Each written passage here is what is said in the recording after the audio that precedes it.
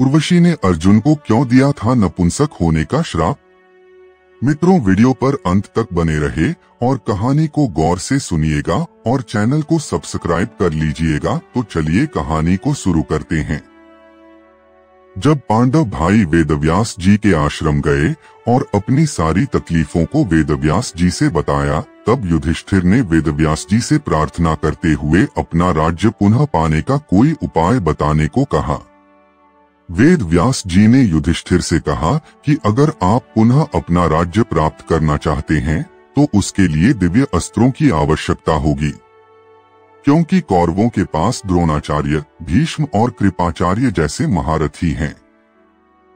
इसलिए बिना दिव्यास्त्र प्राप्त किए आप उनका कुछ भी नहीं कर सकते। तब युधिष्ठिर ने वेदव्यास जी से पूछा कि हम ये दिव्य अस्त्र कैसे प्राप्त कर सकते हैं? इस पर वेद व्यास जी ने कहा, आप सभी भाइयों में सिर्फ अर्जुन ही एक ऐसे हैं जो देवताओं को प्रसन्न कर दिव्य अस्त्र प्राप्त कर सकते हैं। इसलिए अर्जुन को कड़ी तपस्या करनी होगी जिससे देवता प्रसन्न हो और अर्जुन को दिव्यास्त्र दे। वेदव्यास जी के द्वारा बताई राह पर चलते हुए अर्जुन तपस्या के लिए चल दिए। उत्तराखंड के पर्वतों से होते हुए एक बेहद खूबसूरत वन में जा पहुंचे। वहीं शांत वातावरण में बैठकर शिवजी की तपस्या करने लगे। शिवजी अर्जुन की परीक्षा लेने के लिए भील का वेश धारण कर वहां पहुंचे। वहां पहुंचने पर उन्होंने देखा कि एक दैत्य शूकर का रूप धारण कर अर्जुन के धात में है। तब भील रूपी शिवजी ने उस शूकर पर अपना बाण छोड़ा। उसी समय अर्जुन की तपस्या भी टूट गई और उसी शूकर पर उनकी दृष्टि पड़ी। तभी अर्जुन ने भी अपना गांडीव धनुष उस पर छोड़ दिया। शूकर को दोनों बाण एक साथ लगे और उसकी मृत्यु हो गई। शूकर के मर जाने पर भील रूपी शिवजी और अर्जुन में बहस छिड़ गई कि उसे किसने मारा। दोनों के बीच विवाद बढ़ता गया और युद्ध का रूप ले लिया। अर्जुन लगातार भील रूपी शिव पर बाण चला रहे थे, लेकिन उनके सारे बाण भील के शरीर को छूकर टूटकर गिर जाते थे। भील खड़ा खड़ा मुस्कुरा रहा था। अंत में अर्जुन के सारे बाण खत्म हो गए। इस पर अर्जुन ने अपनी तलवार निकालकर भील पर आक्रमण किया, लेकिन वो तलवार भी टूटकर चूर चूर हो गए। अब अर्जुन को क्रोध आ गया और भील को मल्ल युद्ध के लिए कहा। मल्ल युद्ध में भी अर्जुन परास्त हो गए और मूर्छित होकर गिर गए। देवताओं ने दिए अर्जुन को दिव्यास्त्र। कुछ समय बाद जब अर्जुन की मूर्छा टूटी, तब उन्होंने देखा कि भील अभी भी उनके सामने खड़ा है और मुस्कुरा रहा है। भील की शक्ति को देखते हुए अर्जुन बहुत आश्चर्यचकित हुए और उन्होंने भील को मारने की शक्ति प्राप्त करने के लिए शिव जी की मूर्ति पर पुष्प की माला डाली। लेकिन तभी वो माला शिव की मूर्ति पड़ने के बदले भील के गले में चली गई। इससे अर्जुन को समझ में आ गया कि वो भील स्वयं भगवान शंकर हैं। अर्जुन शिव जी के चरणों में गिर गए और भगवान शंकर अपने असली रूप में आ गए। अर्जुन से कहा कि हे अर्जुन, मैं तुम्हारी तपस्या से बहुत प्रसन्न हूँ और तुम्हें पशुपत्यास्त्र देता हूँ। ये कहकर शिवजी अंतर्ध्यान हो गए।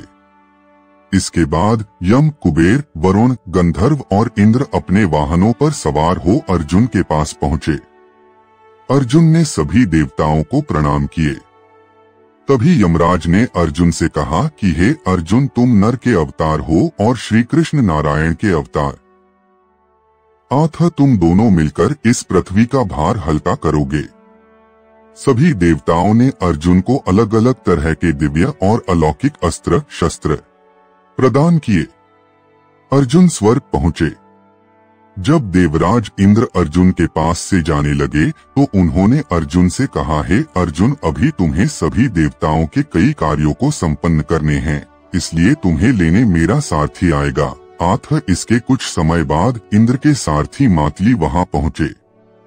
अर्जुन को विमान में बिठाकर देवराज इंद्र के नगर अमरावती लेकर गए। अमरावती में रहते हुए इंद्र ने देवताओं से मिले सारे दिव्यास्त्रों के प्रयोग की विधि को सीख महारत हासिल कर ली। फिर एक दिन इंद्र ने अर्जुन से कहा कि वह तुम चित्रसेन नामक गंधर्व से नृत्य और संगीत की कला सीखो।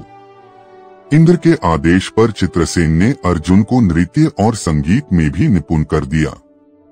उर्वशी ने अर्जुन को दिया श्राप। एक दिन की बात है, जब अर्जुन चित्रसेन के पास नृत्य और संगीत सीख रहे थे, तभी वहां इंद्र की अप्सरा उर्वशी पहुंची। अर्जुन को देख मोहित हो गई। अवसर मिलते ही उर्वशी ने अर्जुन से बोला कि हे अर्जुन, आपको देखकर मेरी कामवासना जाग गई है। आप कृपया कर मेरे साथ विहार करें और मेरी कामवासना को शांत कीजिए।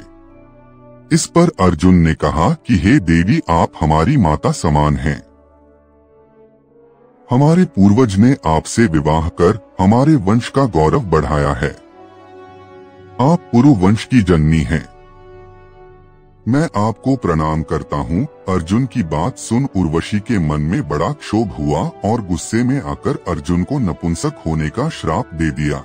श्राप देते हुए कहा कि तुमने नपुंसकों जैसी बात की है। आथा तुम्हें मैं श्राप देती हूँ कि तुम 1 वर्ष के लिए पुंसत्वहीन रहोगे। और फिर उर्वशी वहाँ से चली गई। जब देवराज इंद्र को अर्जुन के नपुंसक होने का श्राप का पता चला, तो उन्होंने अर्जुन से कहा कि वत्स, तुमने जैसा व्यवहार किया वो तुम्हारे योग्य था। उर्वशी का श्राप भी भगवान की इच्छा थी। यह सब तुम्हें अज्ञातवास के दौरान काम देगा। अपने 1 वर्ष के अज्ञातवास के दिनों में तुम पुंसत्वहीन ही रहोगे और अज्ञातवास पूरा होने पर तुम्हें दोबारा से पुंसत्व प्राप्त हो जाएगी। उर्वशी के नपुंसक होने का श्राप के कारण अर्जुन 1 वर्ष तक नपुंसक बने रहे थे और नपुंसक होने का श्राप की वजह से इसी रूप में अर्जुन ने विराट नगर के राजा विराट की पुत्री उत्तरा को नृत्य सिखाया था। इस अज्ञातवास के बाद अर्जुन के पुत्र अभिमन्यु से उत्तरा का विवाह हुआ था।